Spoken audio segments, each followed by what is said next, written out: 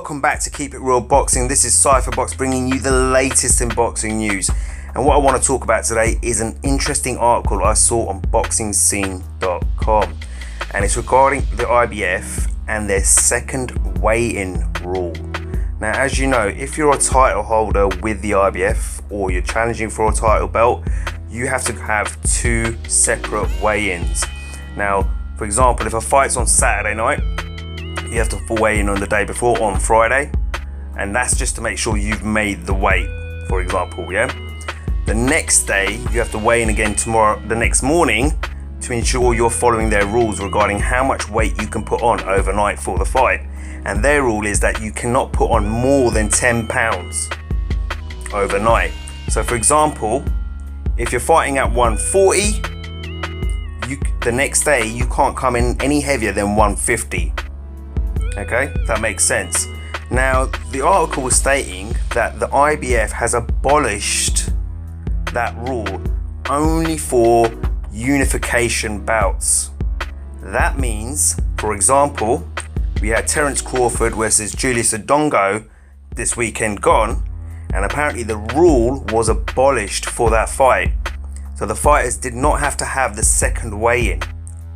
Okay, which now the IBF has said that although fighters are not required to have that second weigh-in anymore for unification bouts, they do encourage them to still weigh in the next day, which you know full well if a fighter doesn't need to weigh in the next day for a second weigh-in, he's not going to do it. Let's be honest, any fighter, they're not going to do that.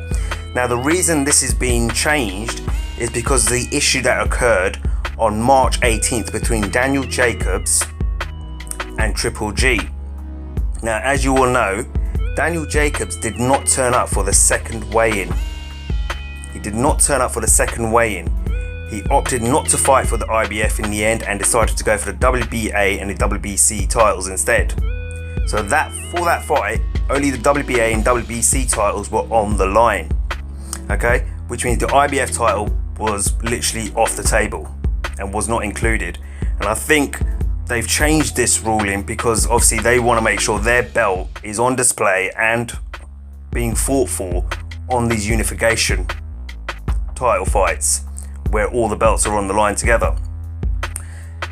What else makes this really interesting is it means Triple G, when Triple G faces Canelo on September 16th, there is going to be no second weigh-in, that would mean.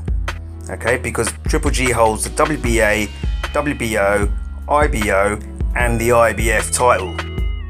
Yeah, and that means it's a unification bout between those two. Yeah, okay, Canelo is challenging for the unification title there from Triple G basically, right? Which means he does not have to do a second day weigh-in, and neither does Triple G. So this makes it really interesting. These guys can put on, you know, pretty much as much as they want overnight, which will make that fight very interesting because neither one of them has to worry about, you know, coming inside of a 10-pound limit the next day on a second weigh-in. I think it's quite interesting. It'll be interesting to see how much weight both individuals put on overnight. You know, rumours of Canelo always puts on a lot of weight overnight whenever he fights, so he's going to be probably quite happy with that. Triple G, he's always stuck to obviously to that rule because he's the IBF champion. Whether he would come in any heavier or will he stick to that 10-pound rule, who knows. But I just think it makes it extremely interesting in terms of the fight on September 16th between Canelo and Triple G. Yeah. Anyway, just wanted to quickly give you that, guys, give you that update. As always, leave me a comment. Let me know what you think of all of this. I think it's pretty interesting. To be fair, it means all the belts will be on the line.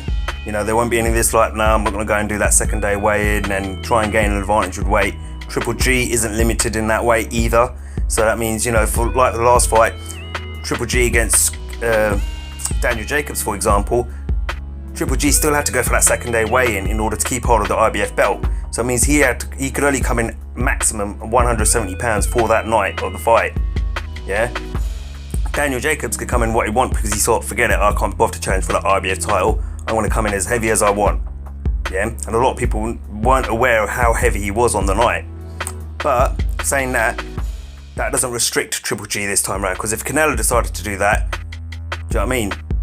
It would kind of put Canelo in that advantage, because he could put on a certain amount of pounds. But now Canelo won't have that advantage anymore, because Triple G also could come in heavier if he wants than 170.